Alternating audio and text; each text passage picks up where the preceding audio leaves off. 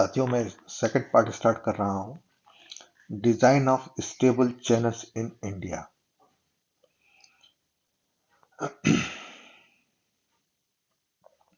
In India, channels are generally designed based on empirical work done by Canadian Lacey.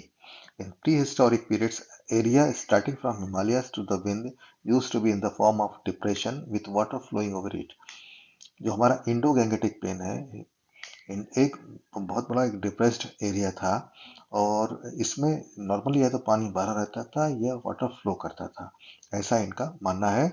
और with the due passage of the time, कुछ समय जैसे जैसे समय गुजरता चला गया, इसमें सिल्ट डिपॉजिट होती गई जो पानी के साथ आती थी, रिवर के साथ आती थी, और ये डिप्रेशन धीरे धीरे बढ़ता चला गया।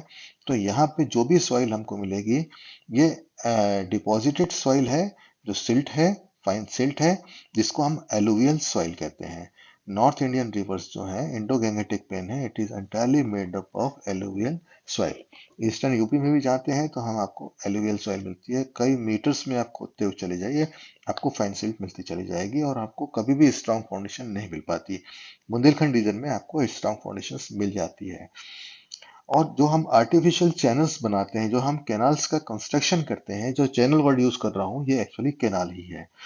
तो इनको पानी हम कहाँ से देते हैं? They fetch water from such rivers. तो दो आर्टिफिशियल चैनल्स हैं, they do carry certain amount of silt and suspension with them, और जब ये फ्लो करता है तो with the given velocity and certain depth carry certain amount of silt and suspension. Water flowing with higher velocity will cause erosion and flowing with smaller velocity will cause deposition. जब velocities हमारी ज्यादा होती हैं तो ये bed को इरोड करती हैं और हमारा स्कवरिंग और इरोजन होता है।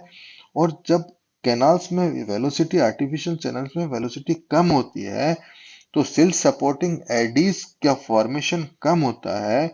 तो सेडिमेंट्स के रूप में जो हमारे पार्टिकल्स, सिल्ट पार्टिकल्स रहते हैं, they starts depositing onto the bed, और ये हमारा सिल्टिंग का फिनोमेना चालू हो जाता है।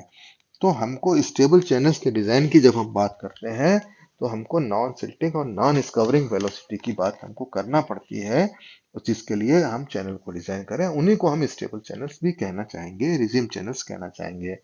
पर जहां तक स्टेबल चैनल्स की बात यहाँ पे कही गई है, अगर हम बुंदेलखंड रीजन में जाएंगे तो वहां रॉकी स्टेटा है, फर्म फाउंडेशंस है, बहुत जल्दी सॉइल इरोड नहीं हो पाती है, और साथ ही साथ मोस्ट ऑफ द वाटर जो है बुंदेलखंड में, दे आर फ्रॉम रिजर्वायर्स, और रिजर्वायर्स में सिल्ट ऑलरेडी डिपॉजिट हो जाती है, तो हम कैनाल्स में पानी लेते हैं तो सिल्ट कैनाल्स में नहीं आती है, कम आती है, ना के बराबर आती है।